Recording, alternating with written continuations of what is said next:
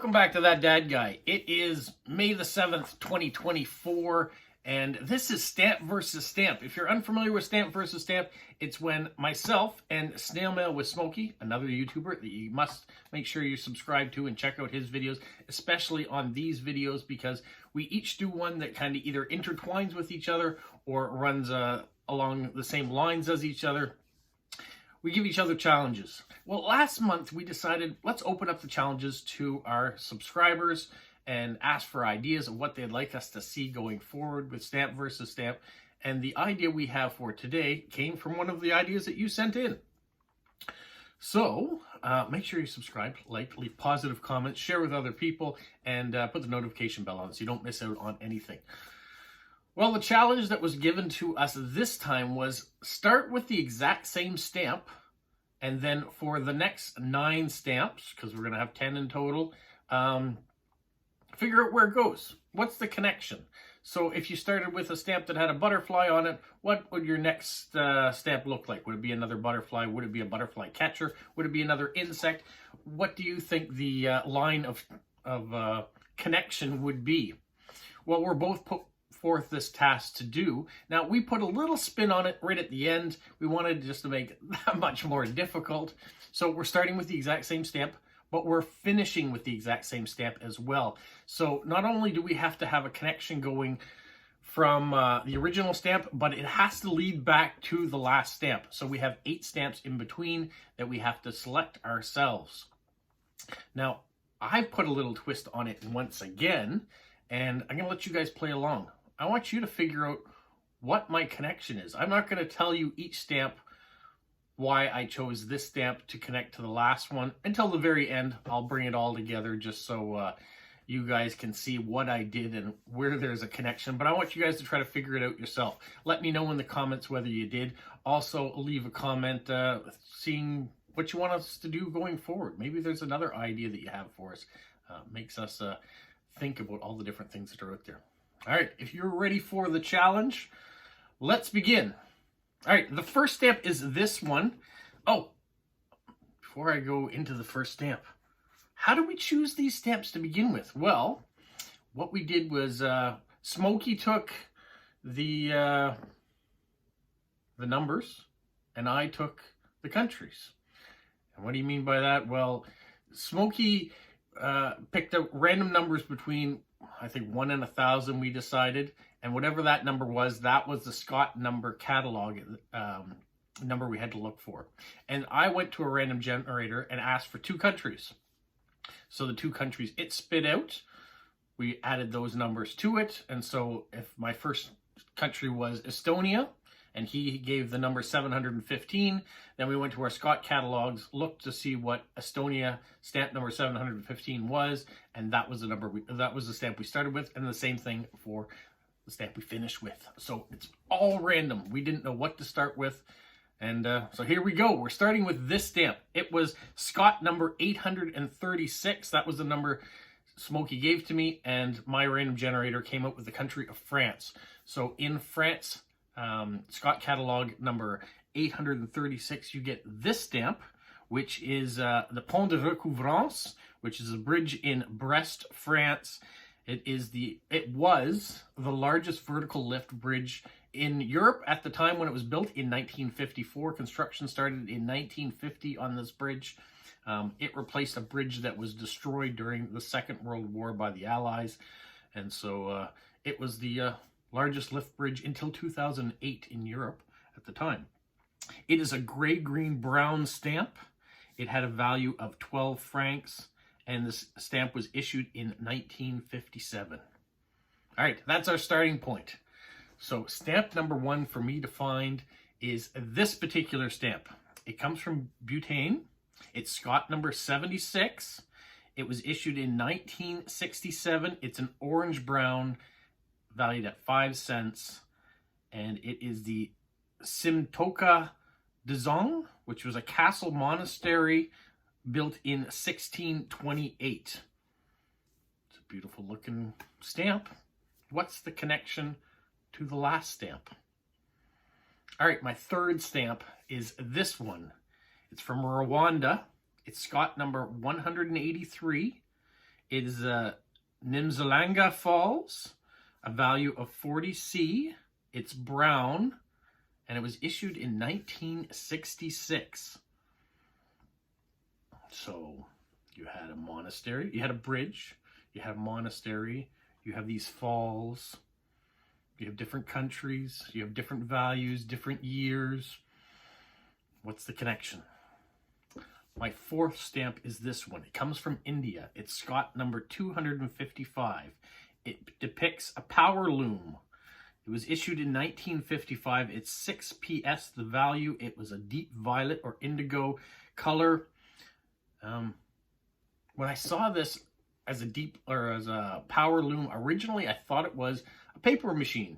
I thought this was rolls of paper in the background. One of the reasons I picked it, so I was mistaken that it was a automated loom, but it made me think of my days when I worked in a paper company.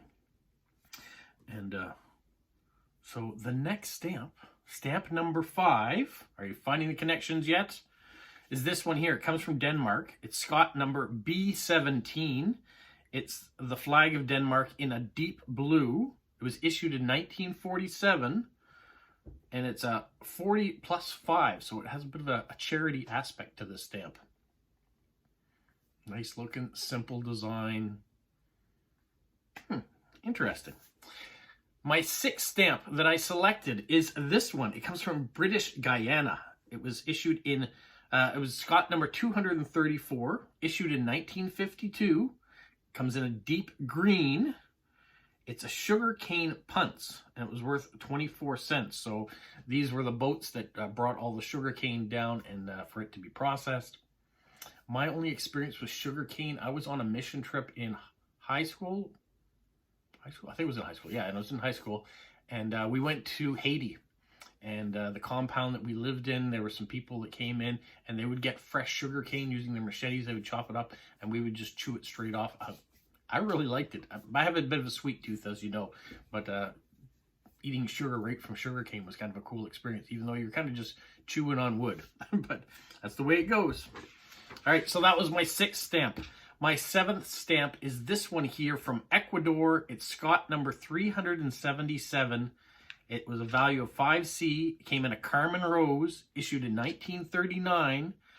It was the parade of athletes depicting the Olympics from 1938. So I'm not sure why it was issued in 1939. Maybe it was just to symbolize the excellence of their athletes that they sent off to the Olympics.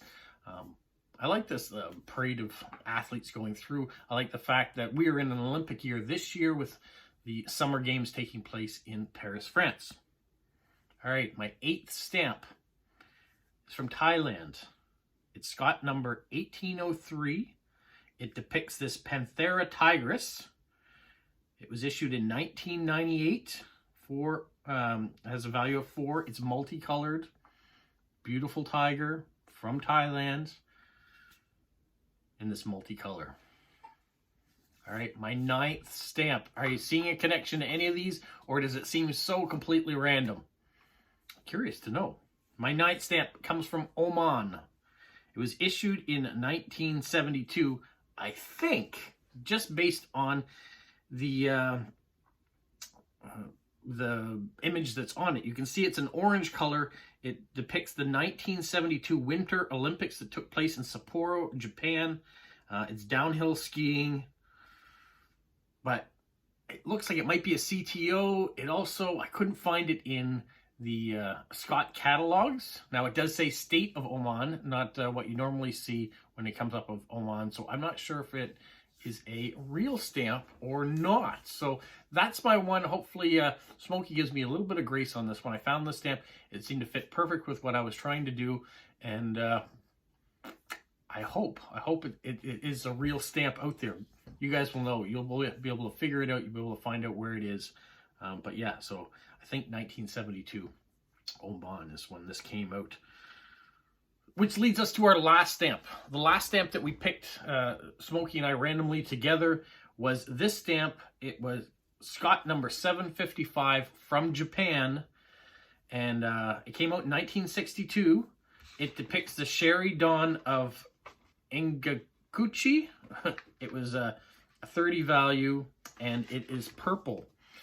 Now, this is a Zen monastic design, a Buddhist temple. It came out in 1282. It was created, it was established, built, whatever you want to say, in 1282. At the time, Japan had just finished defeating the Mongols, and so the leader of the time wanted to build this Zen Buddhist temple as a memory for the soldiers that died in both sides, both Mongols and the Japanese. He wanted to reestablish a Zen environment in the area, so wanted to give homage to both sides of fallen people that fought for their countries. And so I thought, this is kind of a cool way to get from the very first stamp, a bridge, to the last stamp, a Zen Buddhist temple. How do you get from one place to another, but with a bridge? Right? Isn't that kind of a neat way of doing it? That if you're not going someplace else, if you're not trying to cross over to a different place, going over an obstacle, you're either staying stagnant or you're crossing over this bridge to something new and exciting. It's kind of a different way of looking at it. Now, I'm not a Buddhist, so I'm not sure all the ins and outs of it. I did look up the fact that Zen and bridges, do they have something in common? They kind of do. There is some literature about it and how they incorporate bridges. Well, did you figure out what I did to connect my first stamp with my last stamp? The first stamp was France, a bridge. The last stamp is Japan, a temple, a Zen temple, a Buddhist temple. Well, here's what I did if you haven't figured it out already. First stamp was a bridge. The second stamp came from a country that started with the letter B. It also was brown, which is another B. So B is the key to that one. Third stamp was from Rwanda, starts with R. The fourth stamp was from India, starts with I. The fifth stamp was D, Denmark. Sixth was G, Guyana. Seventh was E, Ecuador.